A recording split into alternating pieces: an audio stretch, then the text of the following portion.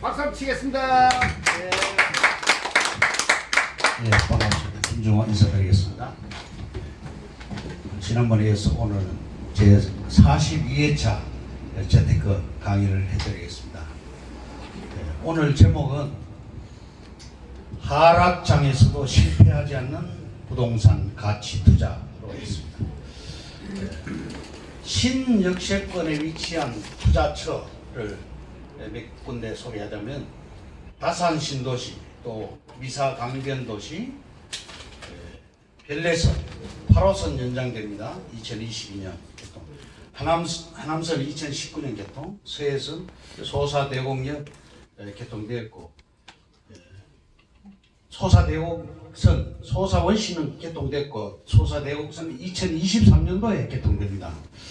수인선 한대 앞에서 수원까지 2019년 말에 개통됩니다. 공항철도 마곡나루역 작년 9월 개통됐고, 9호선 3단계 종합운동장 보건병원 개통됐고, 신분당선 미검역 개통됐고, 왕십리 청량리 연장선 개통됐고, 김포 도시철도 경전철 금년 7월 개통 예정입니다.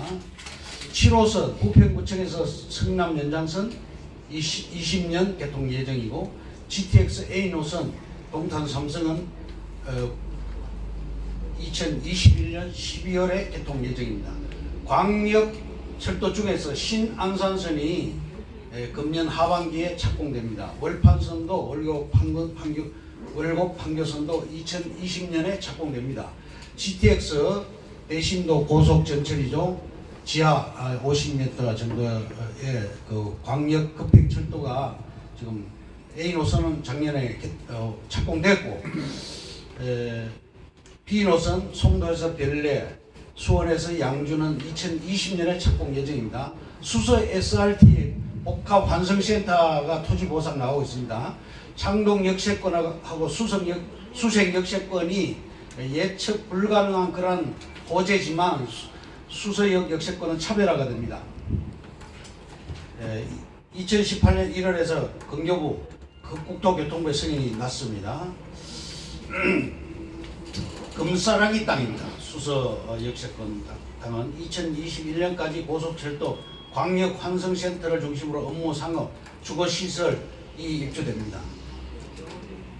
여기는 이제 5개 노선이 들어가죠. 수서 광주선까지 포함해서 총 5개 노선이 들어갑니다. 펜투펄 역세권 하고요. 예타 추진 중인 위례 과천선도 들어갈 가능성이 매우 높습니다. 수서동과 자곡동 일대 38만 제곱미터 11만 7천 평의 지금 공공주택지, 상업시설, 철도용지, 도로용지 등 또 학교, 공원 등이 이제 들어가게 됩니다. 행복주택 1910가구와 총 2530가구가 건설됩니다. 2025년 이후 전후에 영동대로와 잠실운동장 국제타운, 양재 R&D 센터 등등 이렇게 많은 테크노밸리, 동남권 테크노밸리 벨트가 구축될 것입니다. 운정, 장지, 위례, 복정면 일대 아파트 등도 대형 호재가 됩니다. 이 수서역 역세권하고 더불어서. 그리고 세 번째, 광명 KTX 역세권을 분석해 드리겠습니다. 광명 KTX 역세권도 수서역하고 마찬가지로 5개 전철 노선이 들어가는 그런 펜투펄 역세권 됩니다.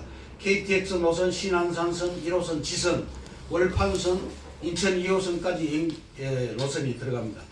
그리고 고속도로가 5개가 연결 지금 되었죠. 그래서 터미널로 지금 연결되어서 강남 순환 고속도로가 10분 내에 지금 도달합니다. 수도권 서남부, 동남부를 연결해주는 그런 획기적인 도로입니다. 개통 전에는 올림픽 대로가 상습정체구간이었는데 지금 해소가 되었죠. 광명에서 사당역까지 8,507번 버스가 지금 운행되고 있는데 수서역하고 경쟁할 수 있게 되었습니다. 안양 성남 고속도로 제2경인선도 지금 2017년 9월에 개통되었죠. 평창 동계 올림픽 성공적 개최를 목적으로 개설이 되었습니다. 광명 인덕원 과천 평촌 의왕 판교 한꺼번에 연결되는 노선이 노선이 이제 이 안양 성남 고속도로입니다. 문산 익산 고속도로도 문산 서울 간 2020년에 개통됩니다. 그리고 광명에서 광명 KTX 역 중심으로 도심 공항 터미널이 들어가 있습니다. 그래서 부산에서 오는 거는 3시간 10분 인천까지, 광주에서 오는 거는 2시간 40분 걸리는데 이 광명 도심공항 터미널을 이용할 때 30분에서 1시간 정도 시간이 단축됩니다. 일자리가 지금 많이 들어갑니다. 일대에 상업 쇼핑시설, 이케아, 롯데아울렛, 코스트코 등 많은 그런 사무실이 들어가고 웨스틴 광명 호텔도 들어가게 되고, 의료 복합 클러스터도 25,000평에 700병상 규모로 들어갑니다. 광명 국제 디자인 클러스터도 예정되어 있고, 광명 미디아트 밸리도 들어가고, 안양 석수 스마트 타운도 들어갑니다. 그래서 시흥 광명 테크노밸리하고 안양 박달 테크노밸리까지 해서 169만 평이 들어가는데, 총 9만 6천 명하고 15만 명이 해서 약 25만 명 정도 인구가 들어갑니다. 그래서 광명 테크노밸리 같은 경우 20만 평이 지금 어마어마하게 지금 생산 유발 효과가 있습니다. 1위가 경기도 351조, 2위가 서울 345조인데 판교가 77조입니다. 그래서 부산이 78조, 인천 76조, 그런 광역 대도시하고 겨루고 있습니다.